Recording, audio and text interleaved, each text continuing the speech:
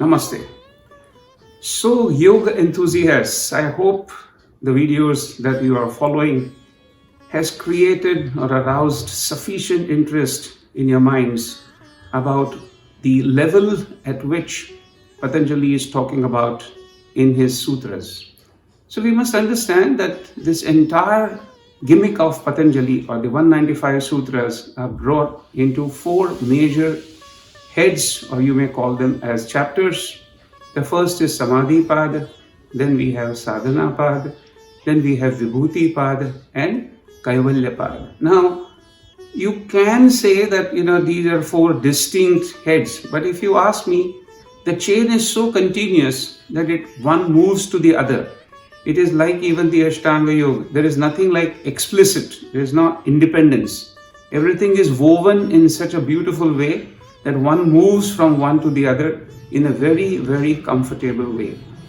Now, my job right now, we are not going to look at this particular, in this particular video, anything to do with individual sutras. We are just here to tell you that these four heads or the four chapters deal in very specific zones.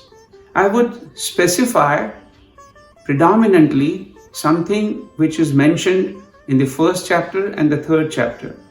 Now, be clear that our mission, this mission yoga that is there as a part of educative drive or people to get interested in it, is to tell you that something like this exists. Better start looking at it.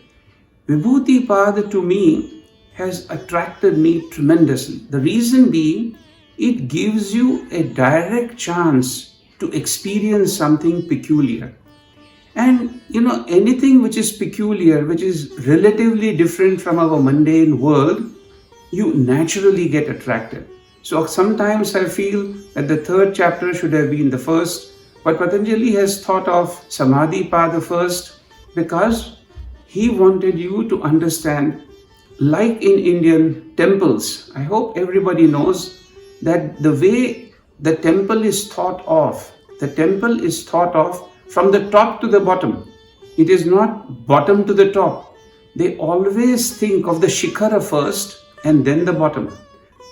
The same way, Samadhi is the highest quality of mind wherein you have gone in for mindless state, etc. So, a philosophy, an understanding, a practical way exists, should be known to people. But in Vibhuti Pada, when I so specifically emphasize, there is one sutra which has attracted me a lot. It is Nabhi Chakre Kaya Vyuha Darshanam. Because we are connected. We were born through that uterine tube.